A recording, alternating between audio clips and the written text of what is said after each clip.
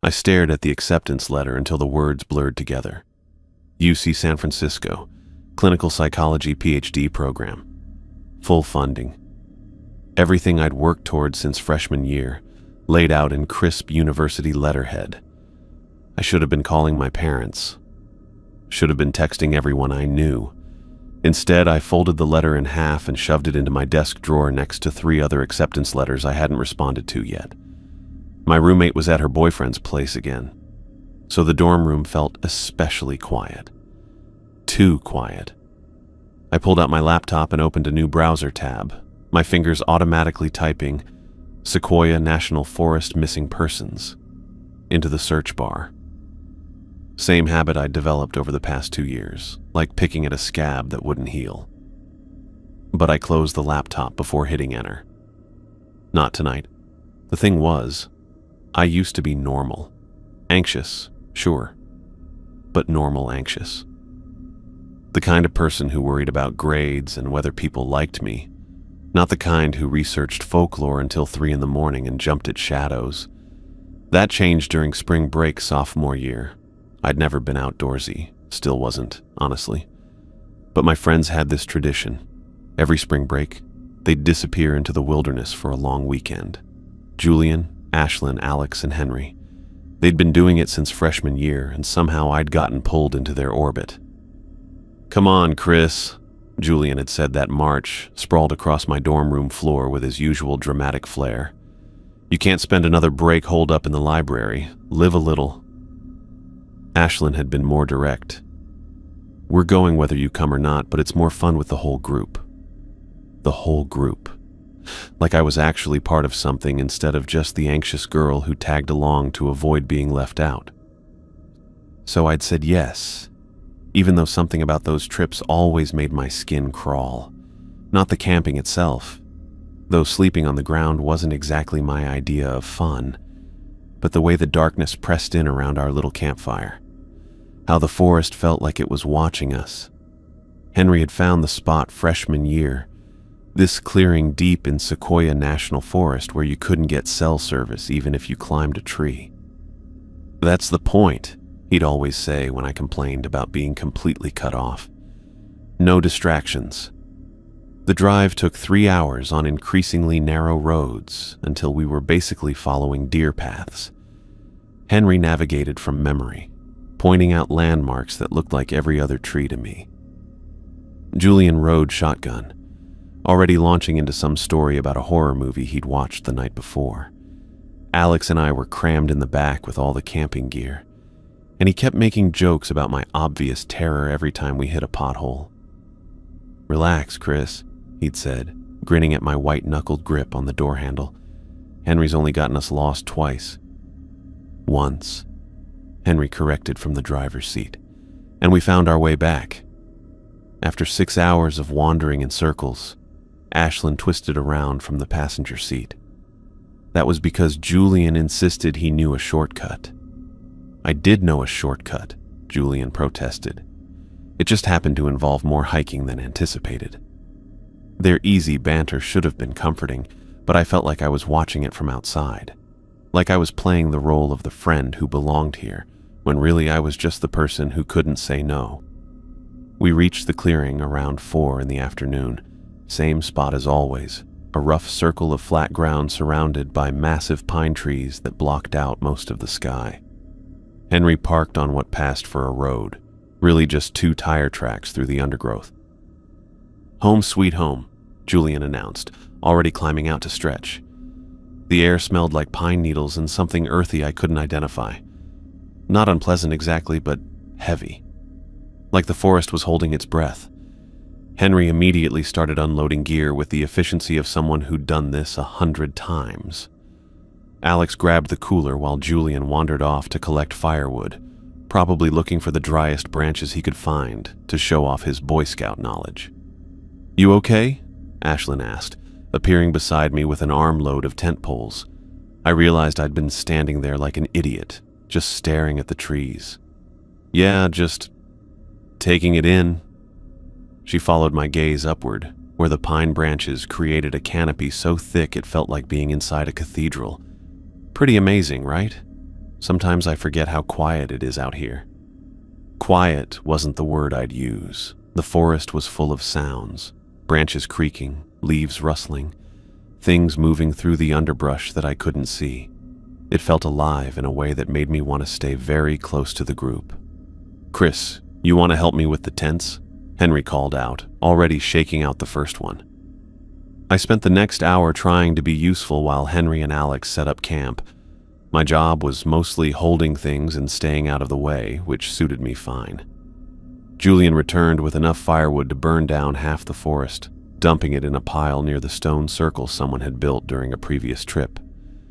By the time we had everything set up, the sun was starting to sink behind the trees. The temperature dropped fast once we lost direct sunlight, and I pulled on my sweatshirt while Ashlyn unpacked the cooler. "Beer?" she offered, holding up a bottle. "Thanks." I wasn't much of a drinker, but it gave me something to do with my hands. Henry got the fire going with the kind of casual competence that made everything look easy. Soon we had a decent blaze crackling in the stone circle, throwing dancing shadows across our little camp. This was the part I always dreaded. Once darkness fell, the forest beyond our fire became this wall of black that could hide anything. But my friends seemed completely comfortable, settling into their camp chairs like they were in someone's backyard instead of miles from civilization. "So," Julian said, taking a long drink from his beer, "anyone want to hear about the documentary I watched last week? It was about this town in Alaska where people kept disappearing during the winter months." "Let me guess," Ashlyn said dryly. "Aliens." "Actually, no. Much weirder than aliens." Alex laughed. "How is anything weirder than aliens?" "Trust me, you'll see." I took a sip of my beer and tried to look interested instead of anxious. This was how it always went. Julian would start telling stories, Alex would crack jokes, Henry would poke at the fire, and Ashlyn would provide commentary. I'd sit there trying to laugh at the right moments and not think about how the darkness seemed to press closer every time the flames died down. Just another normal camping trip with my friends. Nothing to worry about. Except I couldn't shake the feeling that something was different this time. Maybe it was the way Henry kept glancing toward the trees, or how Julian's stories seemed darker than usual. Or maybe it was just me, letting my imagination run wild again. I settled deeper into my chair and tried to focus on the warmth of the fire instead of the cold weight of the forest watching us from the shadows. The fire had burned down to a bed of orange coals by the time Julian really got going with his story. He'd been building up to something all evening. I could tell by the way he kept glancing around our little circle, gauging his audience. "So, I was doing some research for my folklore class," he started, which already made me want to crawl into my tent. Julian's research always led to the kind of stories that stuck in your head for weeks. "Here we go," Ashlyn muttered, but she was smiling. She loved giving Julian grief about his dramatic tendencies. "No, seriously, this is fascinating stuff." Julian leaned forward, the firelight catching his face in a way that made his features look sharper. "I found this account from the 1800s about Native American tribes in the Great Lakes region. They had this legend about creatures called Wendigos." Alex perked up. "Wendigos? Sounds like a Pokemon." "Definitely not Pokemon," Julian said, grinning. "Picture this. It's the middle of winter, your tribe is starving, and someone in your group starts looking at the other people like they're not people anymore. Like they're just meat." I shifted in my camp chair, pulling my sweatshirt tighter. The temperature had dropped fast once the sun disappeared behind the trees. But this wasn't that kind of cold.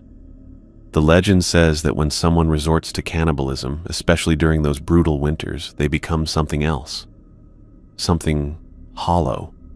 Julian's voice dropped lower, and I noticed he had our complete attention now.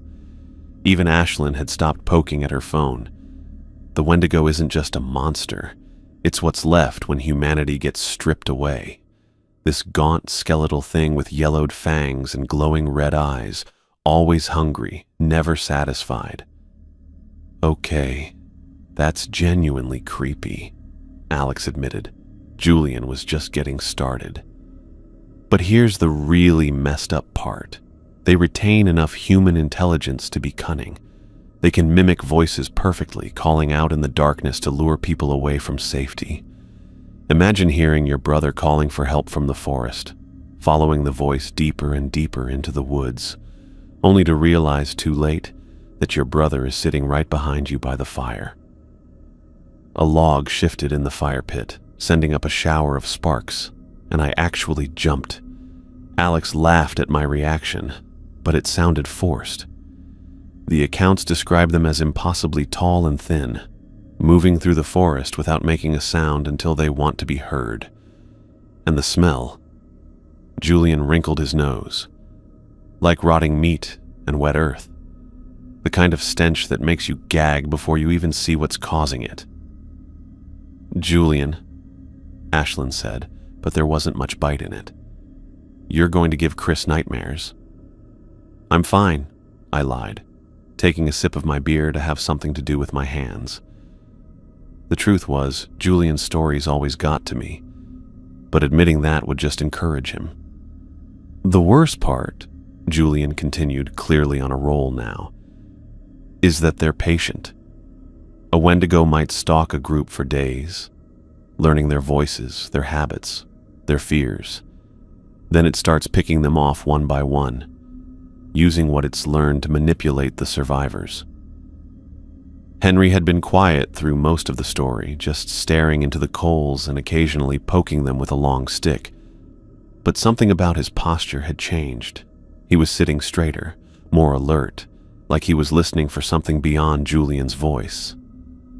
The tribes developed all these rituals to protect against Wendigos, Julian went on. Special ceremonies, protective symbols, ways to identify if someone in your group had been changed. Because apparently in the early stages, a person could be possessed without anyone realizing it. They'd seem normal during the day, but at night. At night what? Alex asked, though he sounded like he wasn't sure he wanted to know. At night they'd start wandering, walking in circles around the camp, getting closer and closer to the sleeping people, testing boundaries, and their eyes would reflect light like an animal's. I glanced around our little circle, suddenly very aware of how the darkness pressed in around us. Our fire created this bubble of warm light. But beyond that, the forest was a wall of black. Anything could be out there watching us, and we'd never know. You're making half of this up, Ashlyn said, but she'd moved her chair closer to the fire. I swear I'm not. There are documented cases from fur traders, missionaries, even some early anthropologists. People would go into the wilderness and come back different, changed. Their families would notice it first. The way they'd stare at people like they were sizing them up, how they'd disappear for hours at a time with no explanation. Henry finally spoke up, his voice quiet but carrying clearly in the still air. Old legends usually have some truth to them. Alex laughed. Come on, Henry. You don't actually believe in monsters. Henry shrugged, still focused on the fire. I believe there are things in the wilderness that we don't understand. Things that were here long before we showed up with our tents and our assumptions about what's possible. Something in his tone made me look at him more carefully. Henry was usually the practical one, the guy who could set up camp in the dark and navigate by the stars. Hearing him talk about unexplained things felt wrong, like finding out your math teacher believed in ghosts. See, Julian said, gesturing toward Henry. Even our resident outdoorsman knows there's weird stuff out here. I didn't say weird, Henry corrected. I said we don't understand it. There's a difference. The fire popped again, and this time we all jumped a little. Alex started laughing, which got Ashlyn going, and soon we were all cracking up at our own jumpiness. But the laughter felt thin, like we were trying too hard to break the tension Julian had created. Okay, that's enough ghost stories for one night. Ashlyn announced, standing up and stretching. "Some of us actually want to sleep." "Aw, come on," Julian protested. "I haven't even gotten to the part about how they reproduce." "Nope," I said quickly, getting to my feet. "I'm with Ashlyn. I'm exhausted." It wasn't exactly true. I was tired, but more than that, I wanted to get away from the oppressive weight of the darkness beyond our fire. At least in my tent, I could zip myself into a small, contained space and pretend the forest wasn't pressing in around us.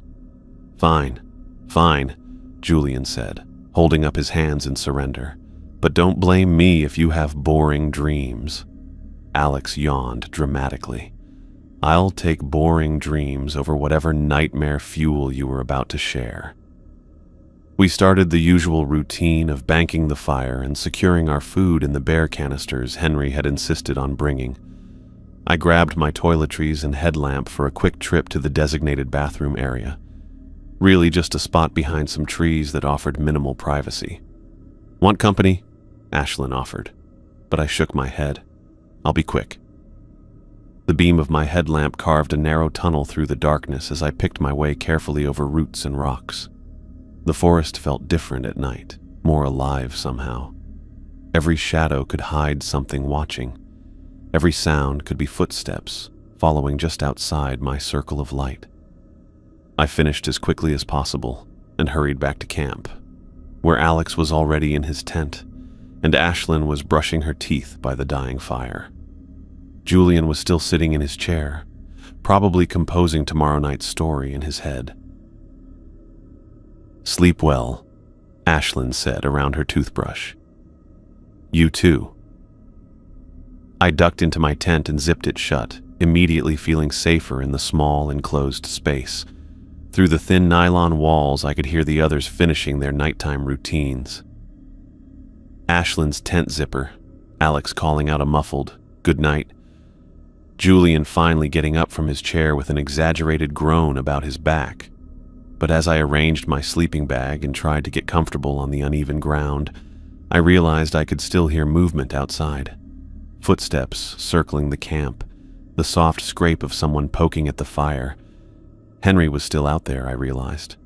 Still sitting by the coals, keeping watch over our little camp. I tried to find that comforting, the idea of our most experienced outdoorsman staying alert while the rest of us slept. But something about the sounds bothered me.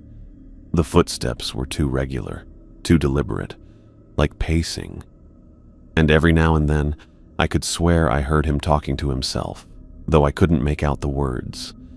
I pulled my sleeping bag up to my chin and tried to focus on normal sounds. Wind in the trees, the settling of cooling wood in the fire pit, my own breathing. Just Henry being Henry, probably checking our perimeter one more time before turning in. Nothing to worry about. But as I finally drifted off to sleep, Julian's words echoed in my head. At night they'd start wandering, walking in circles around the camp, getting closer and closer to the sleeping people. I told myself it was just a story. I jolted awake to the sound of footsteps crunching through pine needles. My phone said 3:17 a.m., and for a second I thought maybe someone was just getting up to pee. But these weren't the hurried steps of someone trying not to trip over tent stakes in the dark. These were slow, deliberate, like someone taking a midnight stroll around our campsite. I held my breath and listened. The footsteps continued in what sounded like a wide circle, staying just outside our ring of tents. Through the thin nylon wall, I could see the dying embers of our fire casting a faint orange glow. But beyond that, everything was black. Then I saw it, a dark shape moving between the trees at the edge of our clearing.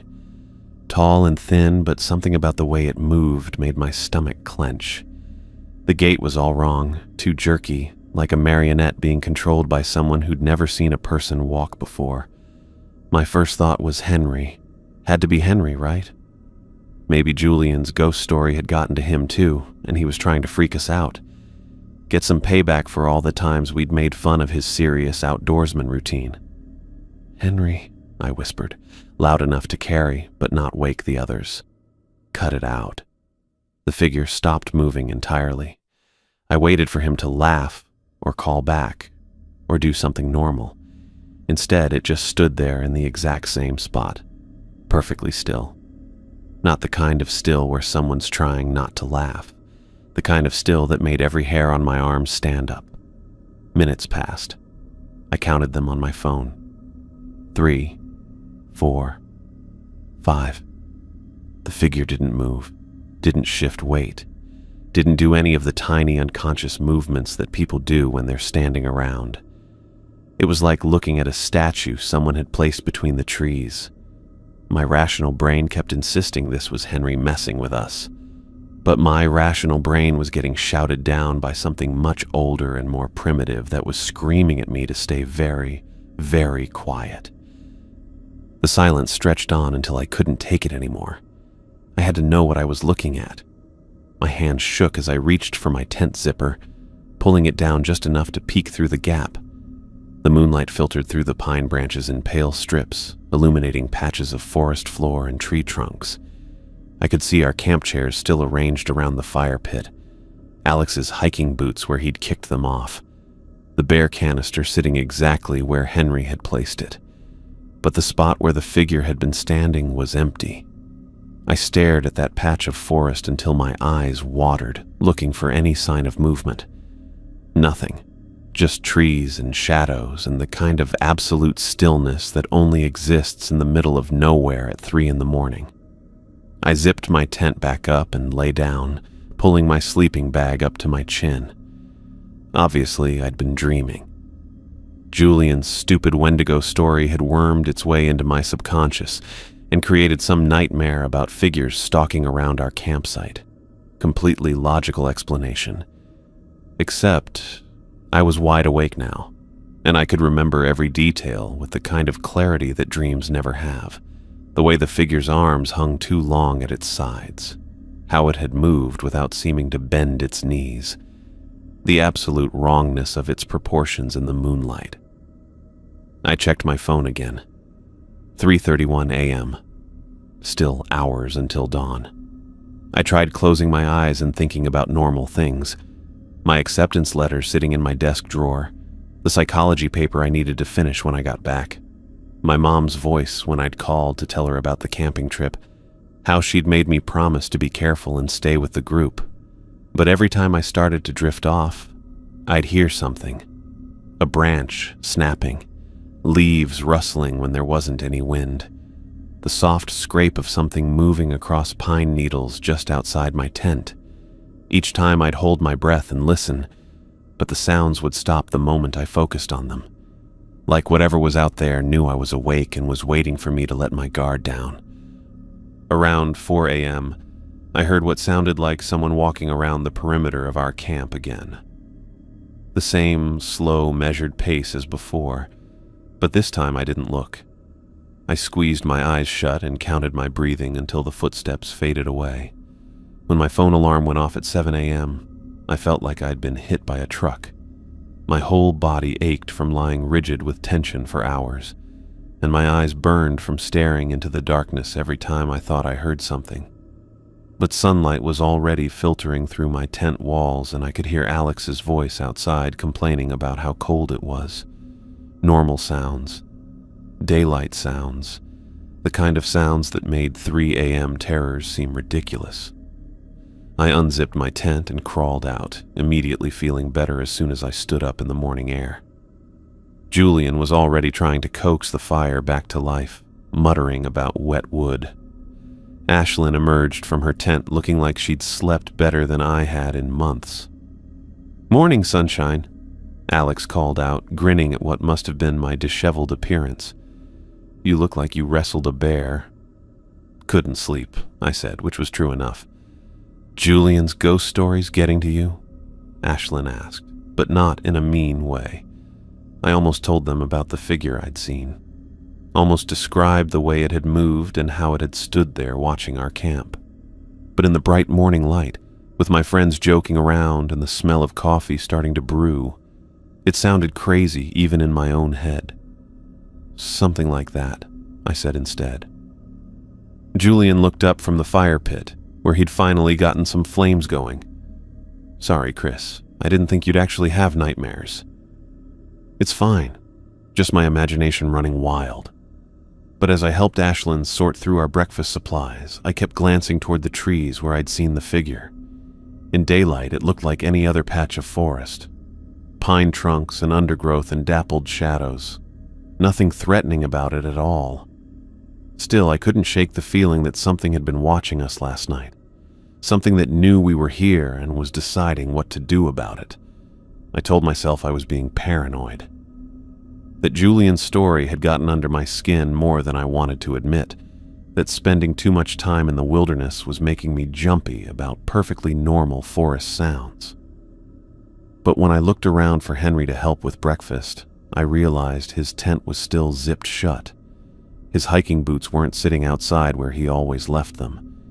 And for the first time since we'd arrived, I couldn't hear him moving around inside. I crawled out of my tent feeling like I'd been run over by a truck. Every muscle in my body stiff from hours of lying there like a board. The morning air was crisp and clean, carrying the smell of pine and damp earth. But it didn't make me feel better the way it usually did. Julian, Alex, and Ashlyn were already sitting around the dead fire pit, and something about their posture made my stomach drop. They weren't doing their usual morning routine. No one was trying to restart the fire or digging through the food supplies. They were just sitting there, looking at Henry's tent. "Morning," I said, though it came out more like a question. "Chris, thank God," Alex said, turning toward me with obvious relief.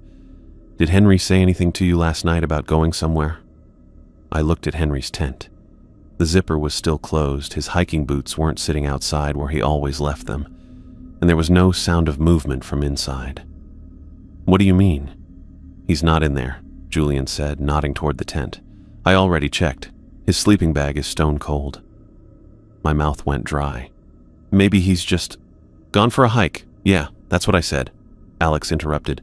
"But look," he pointed to the area around Henry's tent. "His backpack is still here. Water bottle, too. Henry doesn't go anywhere without water." Ashlyn stood up and brushed pine needles off her pants. "We've been calling his name for the past 20 minutes. Nothing." I tried to think of a logical explanation, but my brain kept circling back to those footsteps I'd heard during the night. The figure standing between the trees. The way it had moved all wrong, like something pretending to be human. "I saw someone walking around last night," I said before I could stop myself. All three of them turned to stare at me. "What do you mean walking around?" Ashlyn asked. Around 3 in the morning, someone was walking in circles around our campsite. I felt stupid saying it, but they needed to know. I thought it was Henry at first, but when I called out, they just stopped and stood there. Julian's face had gone pale. For how long? I don't know. 5 minutes, maybe more. They didn't move at all, just stood there like a statue. Alex laughed, but it sounded forced. "Come on, that was probably Henry.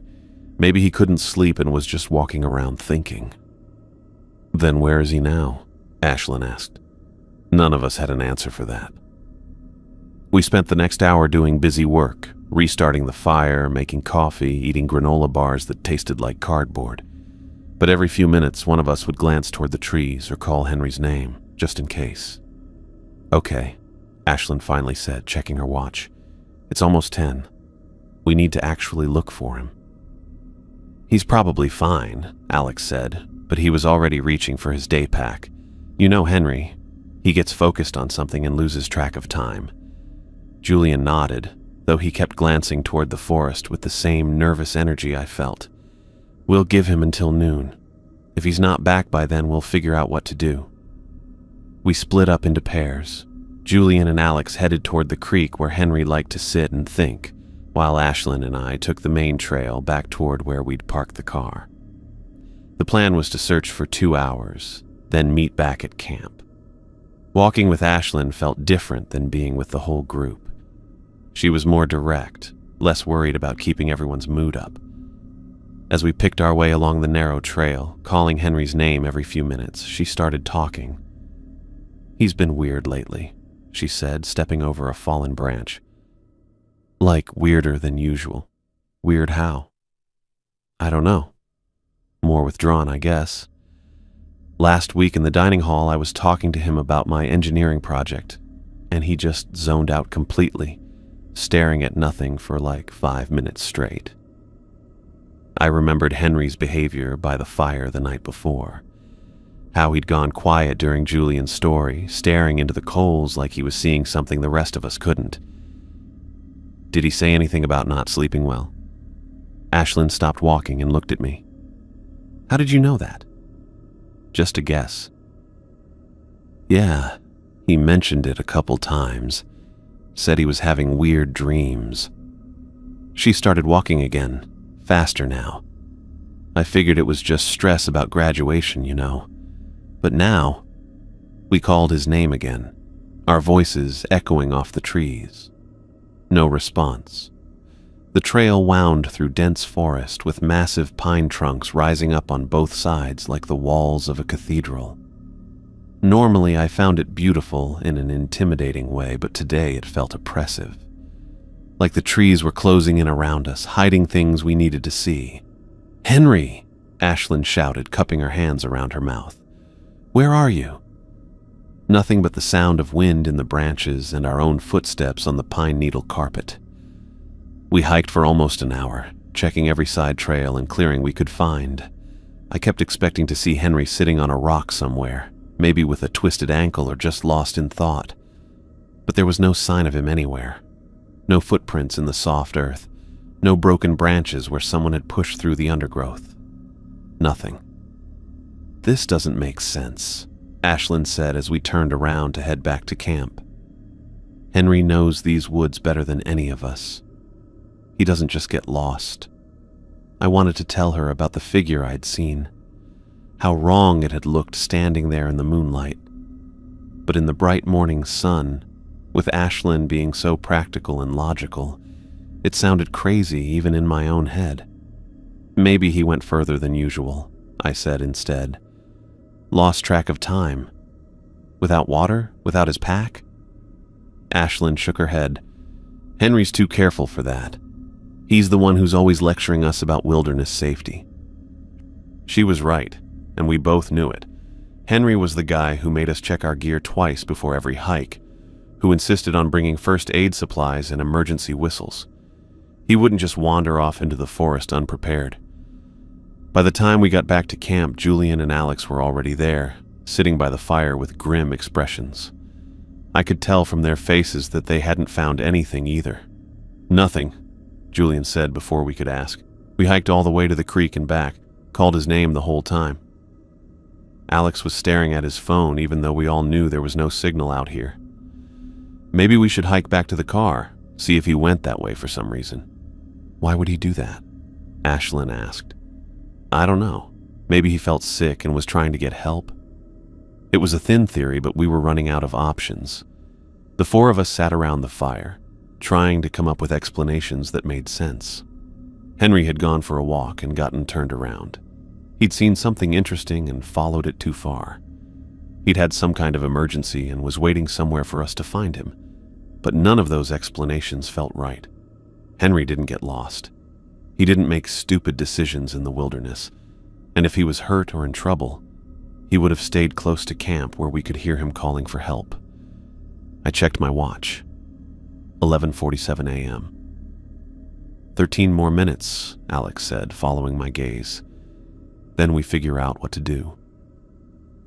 We sat in silence, listening to the forest sounds that had seemed so peaceful yesterday. Birds calling to each other in the canopy above, the rustle of small animals in the underbrush, the creak of tree branches swaying in the wind.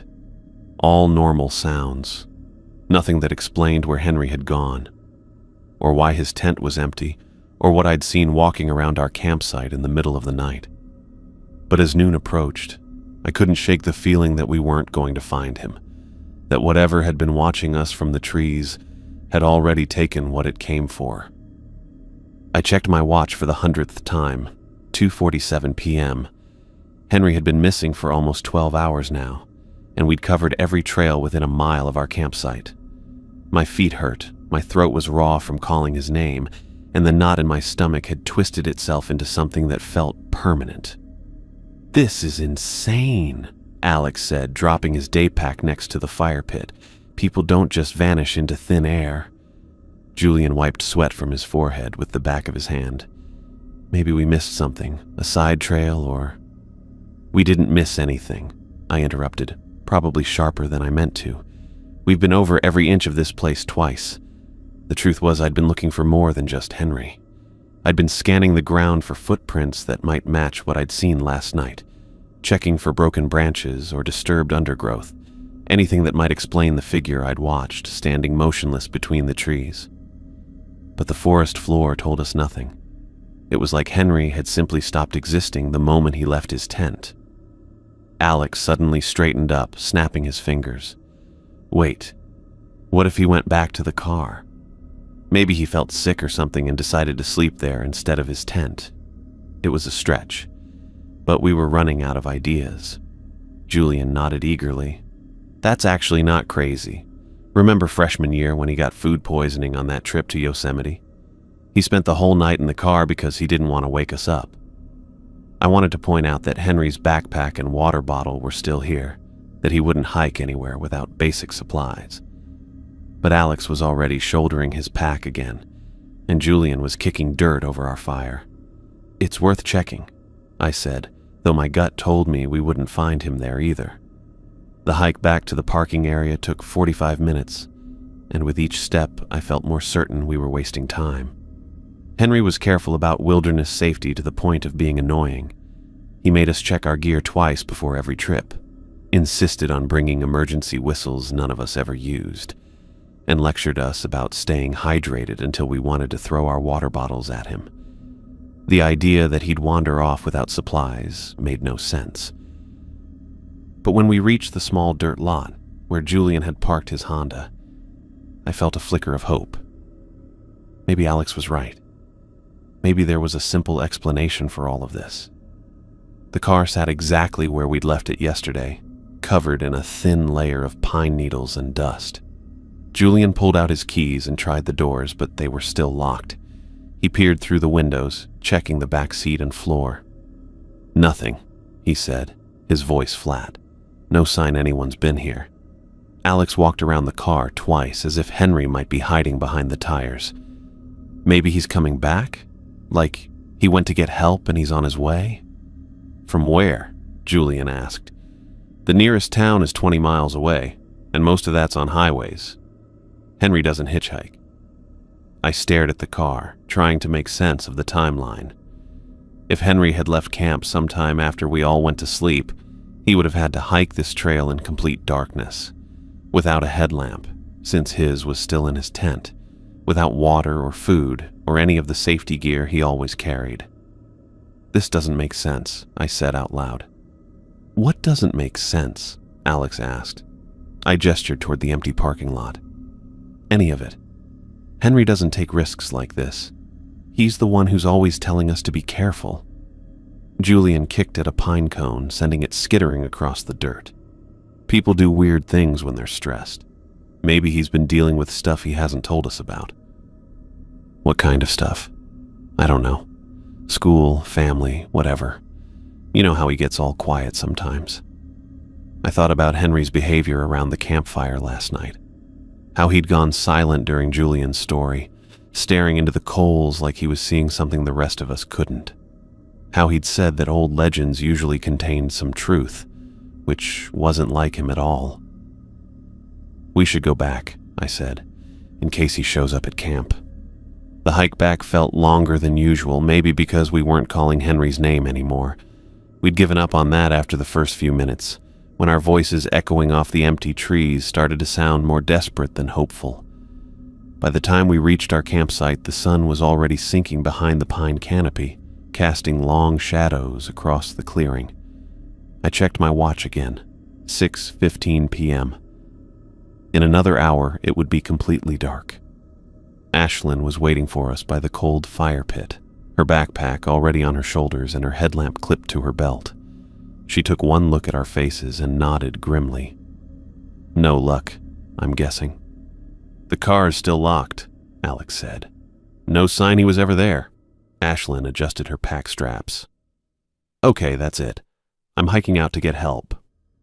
Now, Julian asked. It's getting dark. That's exactly why I need to go now. There's a ranger station about 3 miles down the main trail. I can make it there in an hour, report Henry missing, and be back with help by morning. I felt a surge of relief that someone was finally taking action, but also a spike of anxiety about splitting up the group. Maybe we should all go. No. Ashlyn's voice was firm. Someone needs to stay here in case Henry comes back. Plus, if I'm hiking alone, I can move faster. She was right, and we all knew it. Ashlyn was in better shape than the rest of us, and she'd hiked these trails before. If anyone could make it to the ranger station safely, it was her. Take my phone, Alex said, pulling it out of his pocket, in case you get signal somewhere. Already got mine. But thanks. Ashlyn looked around at the three of us. Keep the fire going. Stay together. If Henry shows up, don't let him wander off again. There was something in the way she said it that made me think she was more worried than she was letting on.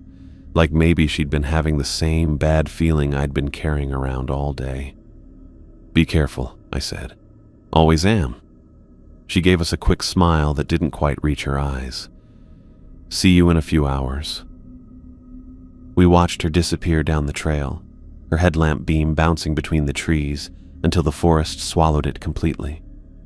Then it was just the three of us, standing around a cold fire pit as darkness crept in from all sides. Julian immediately started gathering wood, building the fire bigger than we usually did. Alex dragged his chair closer to the pit, and I found myself doing the same thing. None of us said we were scared, but we were all thinking it.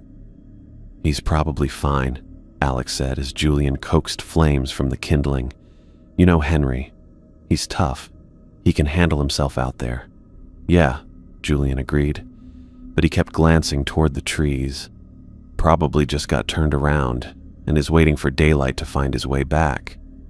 I nodded and made agreeable sounds, but I couldn't shake the image of that figure I'd seen last night. The way it had moved wrong, like something pretending to be human. The way it had stood perfectly still for minutes at a time, not shifting or breathing or doing any of the unconscious things people do. What if it hadn't been Henry walking around our campsite? What if it had been something else entirely?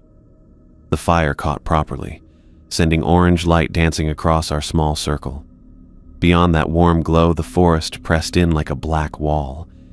Anything could be out there watching us, and we'd never know. I pulled my chair even closer to the flames and tried not to think about how many hours we had left until dawn.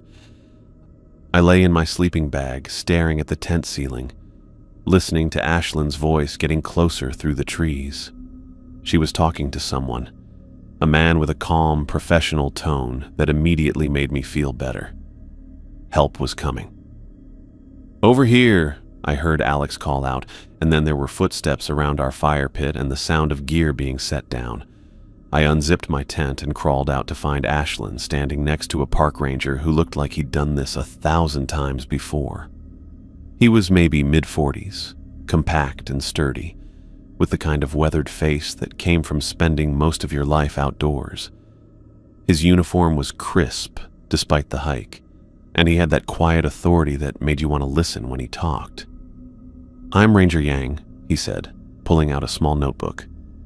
Ashlyn filled me in on the basics, but I need to get some details from all of you.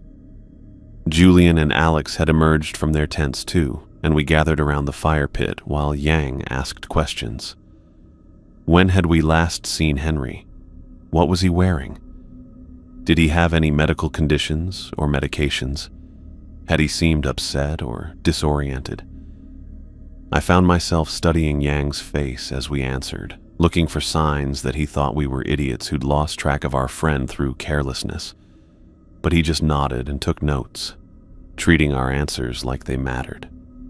People get turned around in these woods more often than you'd think, he said when we finished. Usually they find a sheltered spot and wait for daylight, then make their way back. Your friend sounds like he knows what he's doing outdoors. He does, Alex said quickly. Henry's the most careful person I know. That's why this is so weird. Yang nodded. I've got a search team coming at first light. 4 experienced trackers plus a dog unit. We'll start with a grid search of the immediate area, then expand outward if needed. The relief I felt was so strong it made my knees weak. Real help. People who knew what they were doing. Henry would probably be back with us by tomorrow afternoon, with some perfectly reasonable explanation for where he'd been. "What should we do tonight?" Ashlyn asked. "Try to get some rest. I know that's easier said than done, but you'll need your energy tomorrow if we expand the search." Yang closed his notebook and clipped it back to his belt. "Keep your fire going, stay together, and if your friend shows up, don't let him wander off again." There was something in the way he said that last part that reminded me of Ashlyn's warning before she'd left. Like maybe this wasn't as routine as he was making it sound. Yang shouldered his pack and checked his radio. "I'll be back here by 6 a.m. with the team. Try not to worry too much. We find most people within the first day." We watched his headlamp disappear down the trail, and then it was just the 4 of us again. But somehow the Rangers' visit had changed the atmosphere. This wasn't just us being paranoid college kids anymore. This was an official missing person case with search teams and protocols. "See?" Alex said, poking at the fire with a stick. "Henry's going to be fine. Tomorrow we'll all be laughing about this." Julian nodded, but he kept glancing toward the trees. "Yeah, probably just got turned around and found somewhere to wait it out." I wanted to believe them, but I couldn't shake the memory of that figure I'd seen 2 nights ago. The way it had moved wrong, like something pretending to be human. What if Henry hadn't just gotten lost? What if something had happened to him out there in the darkness? "We should probably try to sleep," Ashlyn said, though she didn't sound like she believed it was possible. "Long day tomorrow." We banked the fire carefully, making sure it would burn through the night, and said our good nights. But as I zipped myself into my tent, I could hear the others shifting around restlessly. Alex was muttering to himself in his tent, probably trying to convince himself everything was fine. Julian's sleeping bag rustled every few seconds, like he couldn't get comfortable. I checked my phone. 11:23 p.m. 7 hours until the search team arrived. I tried to focus on normal things. The acceptance letters in my desk drawer back at school. The psychology paper I still needed to finish. My mom's voice when I'd called her before the trip. But every time I started to relax, I'd hear something that made me tense up again. An owl hooting somewhere in the canopy above. Branches creaking in the wind. The soft rustle of small animals moving through the underbrush. All normal forest sounds. Nothing threatening about any of it. But around 2 a.m., I heard something that made my blood turn to ice water. Footsteps. Slow and deliberate, moving around the edge of our campsite just beyond the dying glow of our fire. I held my breath and listened, my heart hammering so hard I was sure whoever was out there could hear it. The steps were measured and careful, like someone trying not to make noise but not quite succeeding. They moved in a wide circle around our tents, pausing every few seconds as if the walker was listening for something, or someone. The footsteps stopped directly outside Julian's tent. I could hear breathing, slow and raspy, definitely human. Then they moved on to Alex's tent, pausing again for what felt like forever before continuing their circuit. When the footsteps stopped outside my tent, I squeezed my eyes shut and tried to make myself as small as possible. The breathing was louder now, just a few feet away from my head through the thin nylon wall. I wanted to call out, to ask who was there, but something primitive in my brain was screaming at me to stay quiet and still. The footsteps moved on to Ashlyn's tent, then continued their slow circle around our campsite. I counted the seconds, 30, 40, 50. Before they faded back into the forest. I lay there, shaking, trying to convince myself it had been a dream. But I was wide awake, and the sounds had been too clear, too real. Someone had been walking around our campsite, checking each tent like they were looking for something specific, or someone specific. I pulled my sleeping bag up to my chin and stared at the tent ceiling, listening for any sign that the footsteps were coming back. But the forest had gone quiet again, that deep wilderness silence that felt like the world holding its breath. I checked my phone. 2:17 a.m., less than 4 hours until dawn. I didn't sleep for the rest of the night. The breathing was right outside my tent wall, maybe 3 feet from my head. Slow and raspy, like someone who'd been running for miles and couldn't quite catch their breath. I pressed myself deeper into my sleeping bag, every muscle locked tight. Then I heard his voice. So cold out here. It was definitely Henry, but something was off about the way he spoke, like his mouth was full of something thick and wet. Been walking all night, so hungry. My heart slammed against my ribs. Henry was alive. He was right there, just outside my tent. I should unzip the door, should ask where he'd been, should help him. But every instinct I had was screaming at me to stay quiet and still. Chris. Henry's voice was closer now, almost like he was kneeling right next to the tent. You awake in there? I can hear you breathing. I held my breath, which was stupid because he'd just said he could hear me. But something about his tone made my skin crawl. It was Henry's voice, but the rhythm was wrong. Too slow, too careful. Then he started laughing. It wasn't Henry's normal laugh. That quick bark when Alex said something stupid, or the way he chuckled when Julian got too dramatic with his stories. This was soft and breathy, like he was sharing a private joke with himself. It went on for way too long, rising and falling in a way that made me want to cover my ears. So funny, he muttered between giggles, walking in circles, round and round. They don't even know. I squeezed my eyes shut and tried to make sense of what he was saying. Walking in circles. Was he talking about being lost? But why was he laughing about it? The voice moved away from my tent, and I heard him talking to someone else. Julian's tent, probably. I couldn't make out the words, but the tone was different now. Conversational, almost friendly. Then that disturbing laugh again, softer this time. I wanted to call out, to ask if he was okay, but something kept my mouth clamped shut. Maybe it was the way he'd said they don't even know. Like he was talking about us, like we were the joke. The muttering continued as he moved around the campsite. Sometimes it sounded like normal Henry asking for help or saying he was cold. Other times it dissolved into that wet giggling that made my stomach turn. I caught fragments. Something about being hungry, about walking all night, about finding what he was looking for.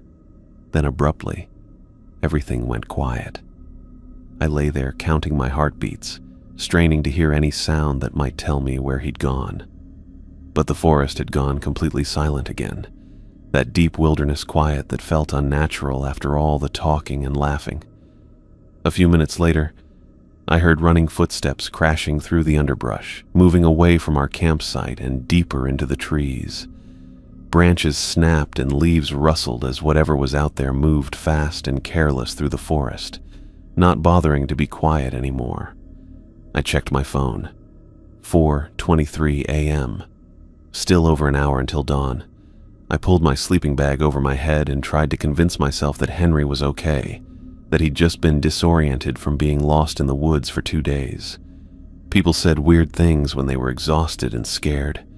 The laughing was probably just nerves, or maybe he was in shock. But I couldn't shake the feeling that something had been fundamentally wrong with the way he'd sounded. Like someone doing a Henry impression who'd gotten most of the details right but missed something essential. I must have dozed off eventually because the next thing I knew, someone was unzipping their tent. Guys, Julian's voice, shaky and uncertain. Everyone awake? We need to talk. I crawled out of my tent to find Julian, Alex, and Ashlyn already standing around the cold fire pit. They all looked like they'd been awake for hours, their faces pale and drawn in the gray morning light. You heard him too? Alex asked, and I nodded. Henry was here, I said, right outside my tent. He was talking about being cold and hungry. Yeah. Julian ran his hands through his hair. He came to my tent too, but something was wrong with the way he sounded. Ashlyn wrapped her arms around herself. He knew things, private things, stuff I never told any of you. We stood there looking at each other, and I could see the same terrible understanding dawning on all our faces. Whatever had been walking around our campsite last night, whatever had been talking to us through our tent walls, it might have sounded like Henry, but it hadn't been him. We stood around the cold fire pit in the gray morning light, all of us looking like we'd been hit by a truck. Julian kept running his hands through his hair, and Alex was doing that thing where he bounces on his toes when he's nervous. Ashlyn had her arms wrapped around herself like she was trying to hold something in. "Okay," I said, my voice coming out rougher than I expected. "What exactly did everyone hear?" Julian went first, which figured. Even when he was scared out of his mind, he still needed to be the storyteller. Henry came to my tent around 2:30. He was talking about being lost, asking for help. But then he started mentioning stuff about my family that I've never told any of you guys. "Like what?" Ashlyn asked. Julian's face went pale. He knew about my dad's drinking problem, the real extent of it, not just the casual stuff I might have mentioned. He knew my mom's been going to Al-Anon meetings. He even knew about the time my dad crashed his car into our neighbor's fence last month, and we had to pay for repairs. He looked around at all of us. I've never told anyone those details, not even my girlfriend back home. My stomach started doing flips. What else? He was laughing about it, like it was funny that my family's falling apart. Julian's voice cracked a little. "That's not Henry. Henry would never laugh about something like that." Alex cleared his throat. He came to my tent too. Around 3, maybe? He was asking about my sister Emma. Knew her name, knew she's 15, knew she's been having problems at school. Alex's hands were shaking as he talked, but the way he asked about her felt wrong, like he was hungry for information about her. He wanted to know where she goes to school, what time she gets home, whether she walks alone. The sick feeling in my stomach got worse. "Henry's never even met your sister." "Exactly." And when I didn't answer, he started laughing. Same as Julian described, soft and breathy, like he was enjoying some private joke. We all turned to look at Ashlyn, who was staring at the ground. When she finally spoke, her voice was barely above a whisper. He knew about the foreclosure notice, the one my parents got last month that I haven't told anyone about. She looked up at us with tears in her eyes. He knew the exact amount we owe, knew about my mom's second job at the grocery store, knew I've been sending money home instead of buying textbooks. He even knew about the fight my parents had last week about whether to declare bankruptcy. "Jesus," Alex breathed. "But that's not the worst part," Ashlyn continued. "He was offering to help, said he knew ways to get money, ways to make problems disappear. The way he said it made my skin crawl, like he was talking about hurting people. I felt like I was going to throw up. That wasn't Henry. Whatever was walking around our campsite last night, it wasn't him. But it sounded exactly like him," Julian protested. "Same voice, same speech patterns. How could something fake that so perfectly?" I thought about the figure I'd seen that first night, how it had moved wrong, like someone wearing a Henry costume who didn't quite know how to walk like him. I don't know how, but I know it wasn't him.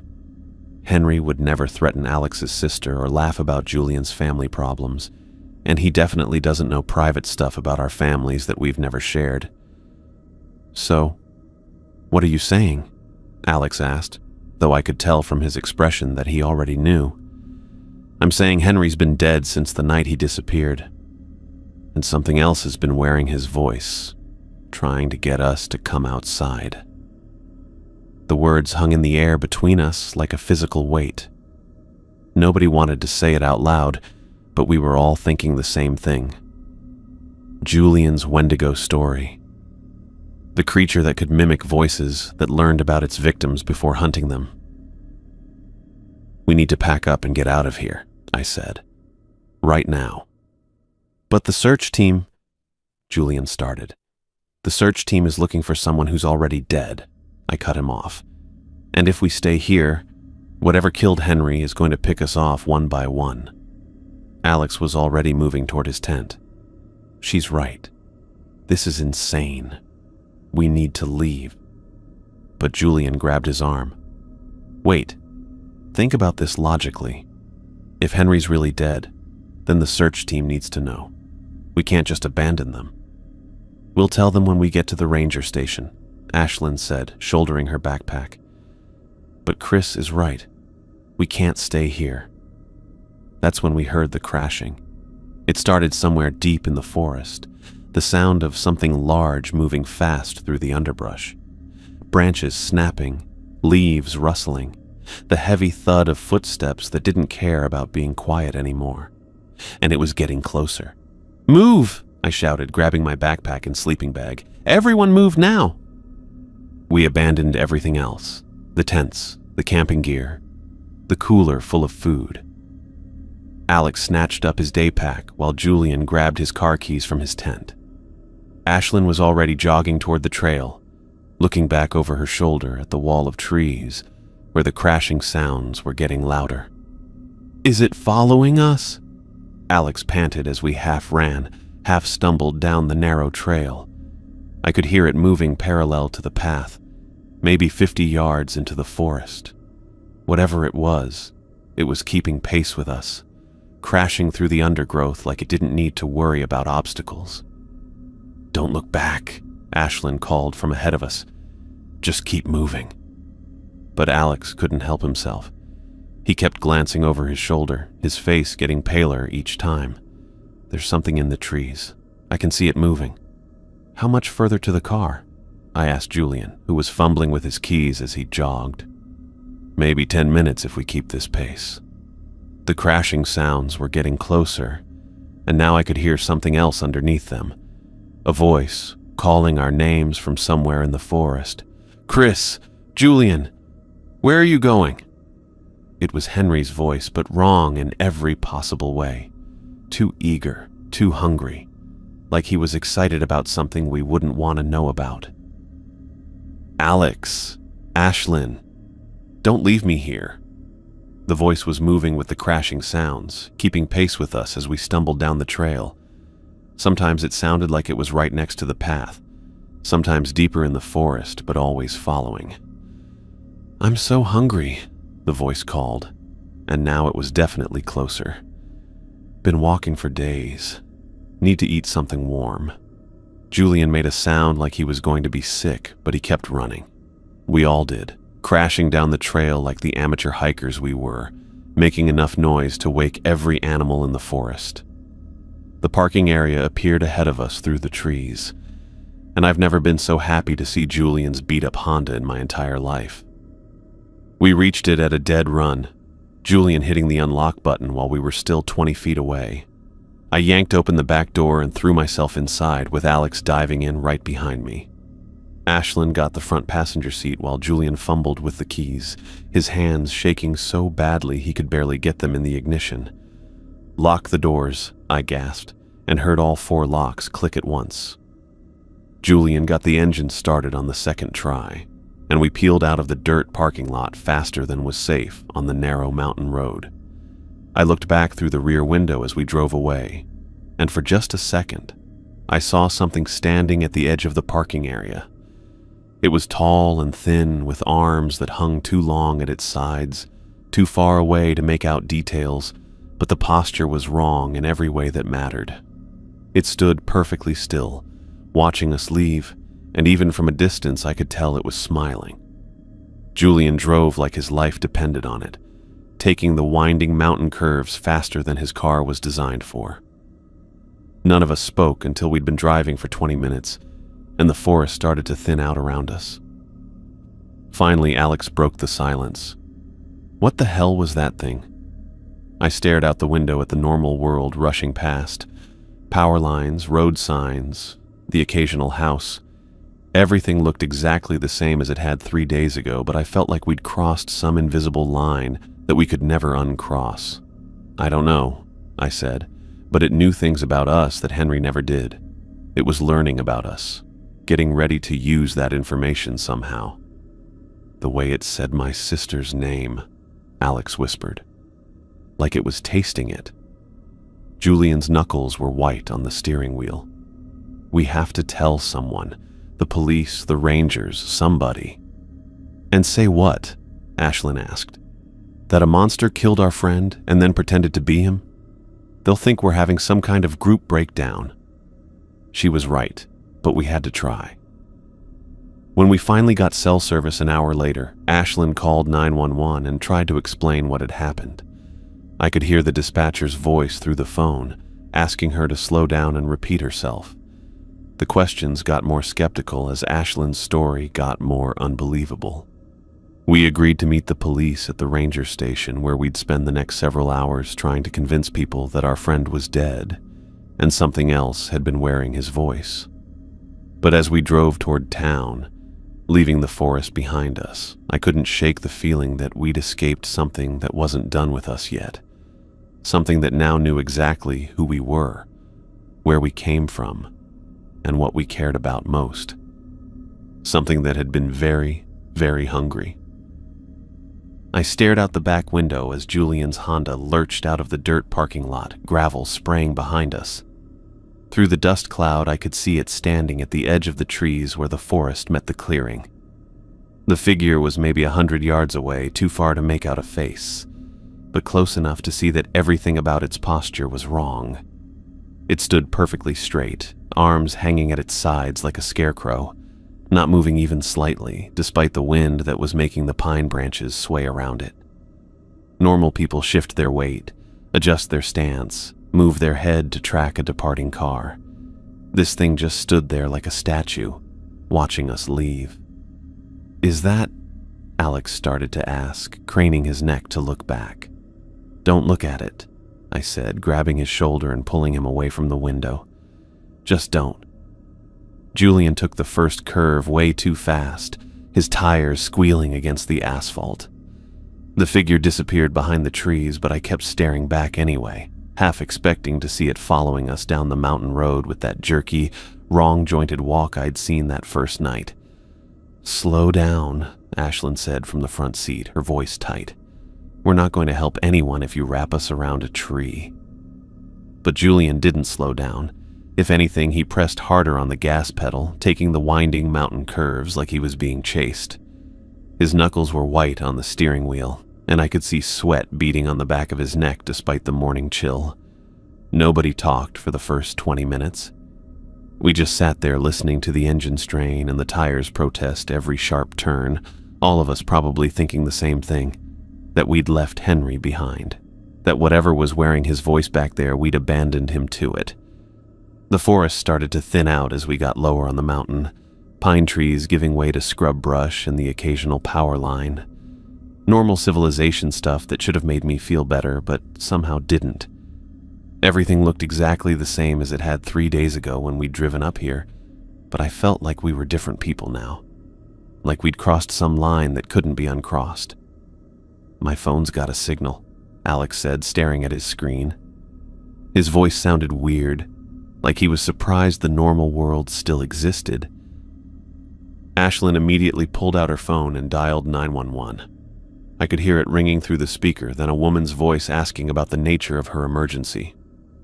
"We need to report a missing person," Ashlyn said, trying to keep her voice steady.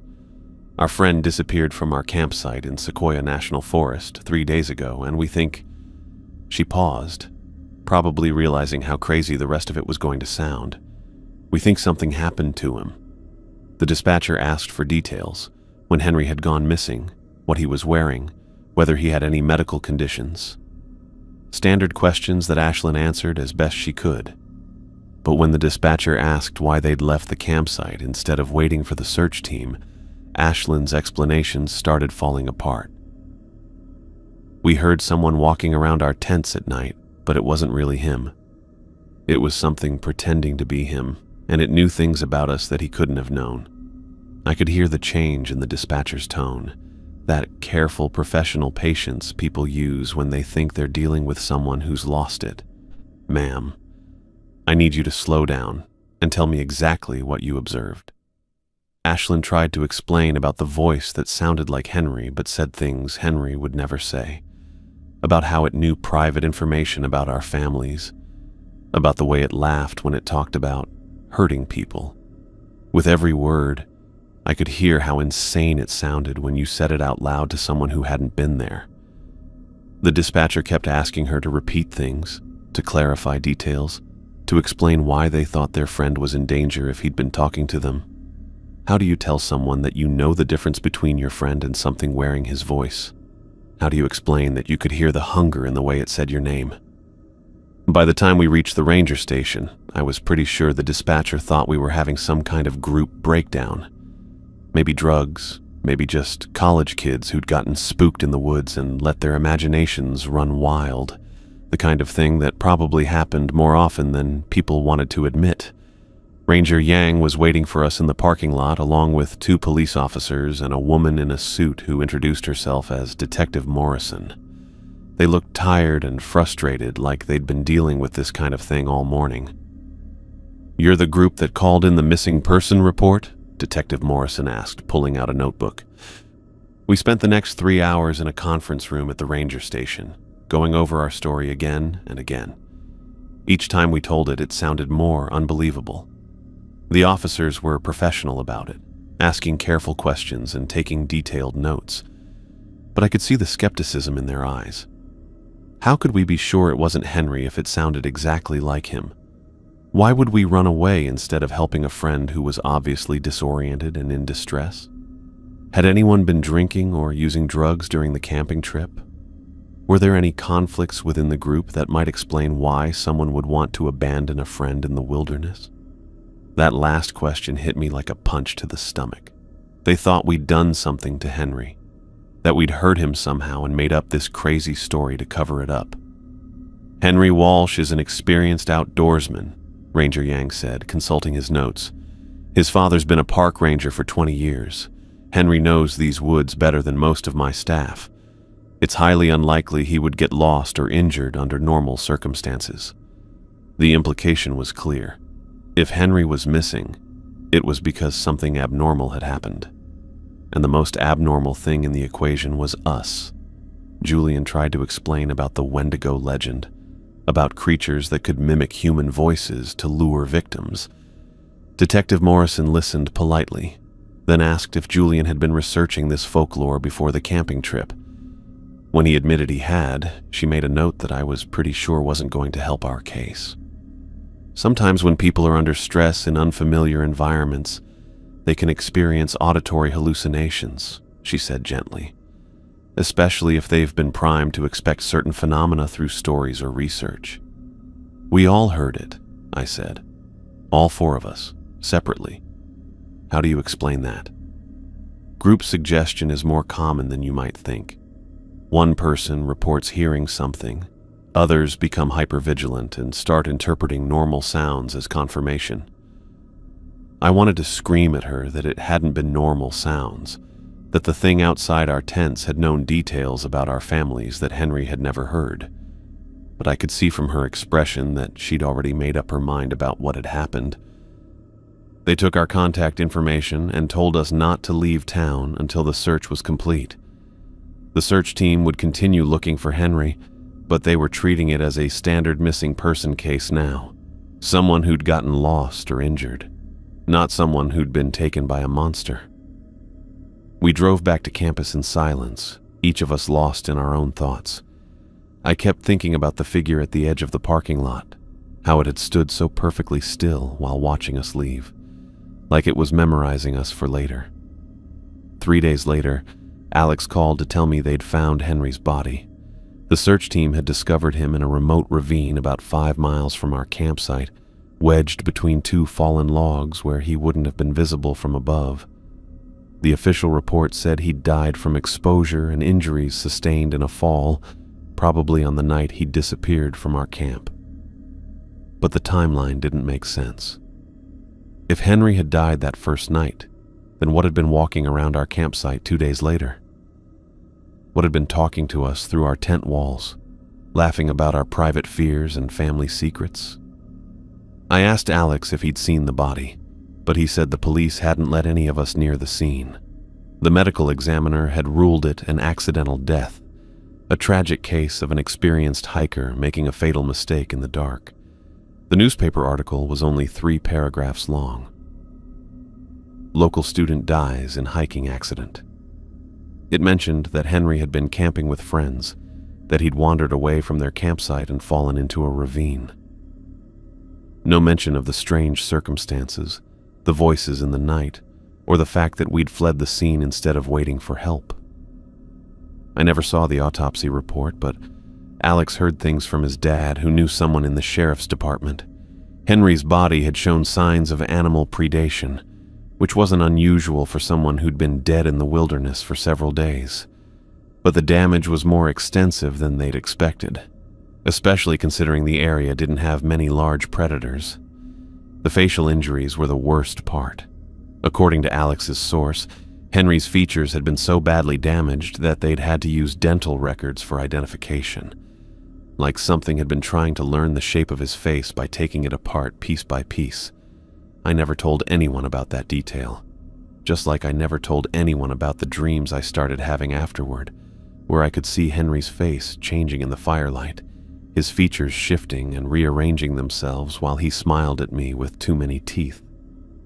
Some knowledge is too heavy to share, even with the people who lived through it with you, especially with them. I closed my laptop without searching and stared at the acceptance letter lying on my desk. UC San Francisco Clinical Psychology PhD program, full funding, everything I'd worked toward since freshman year. I should have been celebrating, calling my parents, posting something on social media. Instead, I folded the letter carefully and slipped it into my desk drawer next to 3 others I hadn't responded to yet. My roommate was at her boyfriend's place again, which meant I had the room to myself and way too much quiet time to think. I'd been doing this for 2 years now, opening my laptop, typing Sequoia National Forest missing persons into the search bar, then closing it before I could actually hit enter, like I was testing myself to see if I was ready to know what else might be out there. I wasn't. The thing about trauma is that everyone expects you to get over it eventually, move on, process it, turn it into some kind of learning experience that makes you stronger. But some experiences don't make you stronger. They just teach you how much you don't want to know about the world. I'd spent the last 2 years trying to rationalize what happened on that camping trip, read everything I could find about Wendigo legends, similar folklore from around the world, psychological explanations for group hallucinations. I had a whole folder on my computer labeled Research Methods that was actually full of articles about shapeshifters, voice mimicry in predatory animals, and documented cases of people disappearing in national forests under strange circumstances. The academic in me wanted to find a logical explanation. Mass hysteria brought on by stress and Julian's ghost stories. Auditory hallucinations caused by sleep deprivation and fear. Maybe we'd all been so primed to expect something supernatural that we'd interpreted Henry's disoriented behavior as something sinister. But the part of me that had been there, that had heard the hunger in that voice when it said my name, knew better. Julian transferred schools the following semester, just packed up and left without saying goodbye to any of us. I heard through mutual friends that he'd switched his major from English to something practical like accounting, stopped telling stories entirely. Alex developed anxiety so severe he couldn't sleep in his dorm room anymore and ended up dropping out completely. Last I heard, he was living with his parents and working at his family's restaurant, barely leaving the house except for work. Ashlyn finished her degree but moved to Boston immediately after graduation. Got a job with an engineering firm as far from California as she could manage. She sent me a friend request on social media once, but I never accepted it. Her profile picture showed her smiling at some company event, surrounded by coworkers who had no idea what she'd seen in those woods. None of us ever talked about what really happened. Not to each other, not to therapists, not to family. How do you explain that you know the difference between your friend and something wearing his face? How do you tell someone that folklore isn't always just stories? I'd learned that Wendigo legends weren't just cautionary tales about cannibalism and winter starvation. They were warnings about something real, something that could take a person's form and voice, but couldn't quite replicate their humanity. The details were always slightly wrong, the way it moved, the things it knew, the hunger that leaked through even when it was trying to sound normal. Whatever had killed Henry in those woods had tried to lure us deeper into the forest, using his voice as bait. It had studied us, learned our fears and secrets, figured out exactly what to say to make us want to help. If we'd been braver, if we'd been better friends, if we'd gone outside to check on what we thought was Henry that first night, it would have picked us off one by one. The thing that haunted me most wasn't the creature itself. It was the realization that my cowardice had probably saved my life. All those years of being the anxious one, the paranoid one, the friend who always expected the worst-case scenario. Everyone had always made me feel like my fear was a weakness, something to be ashamed of. But that night, when every instinct I had was screaming at me not to unzip my tent, not to go outside, not to trust what I was hearing, that fear had kept me alive. Henry had been brave.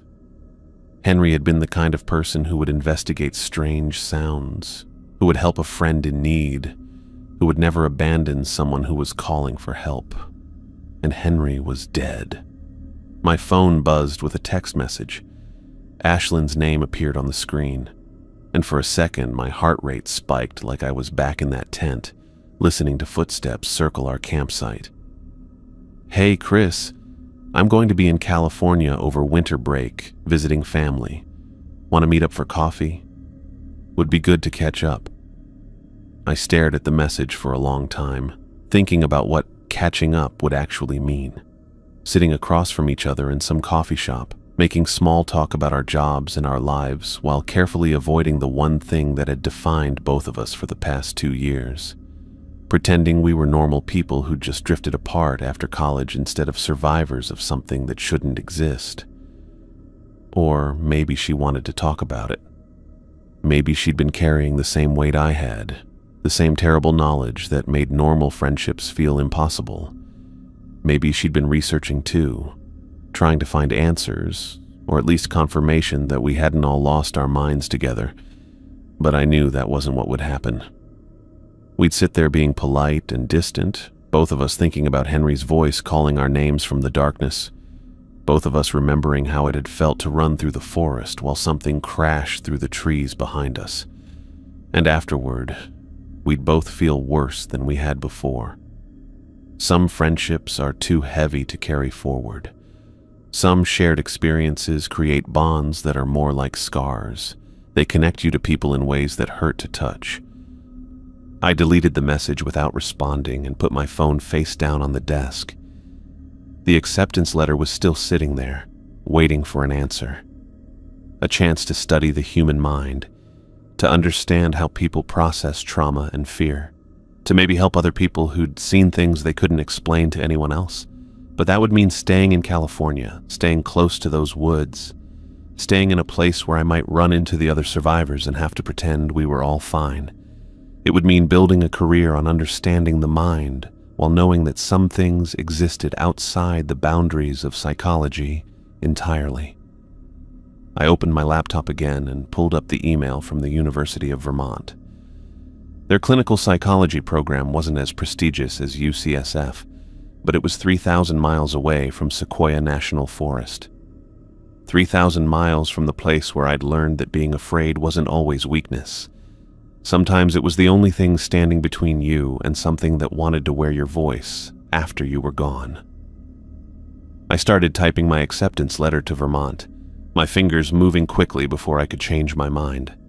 Some knowledge was too dangerous to carry in the same place where you'd learned it. Some fears were worth listening to, even when everyone else called them paranoia, especially then.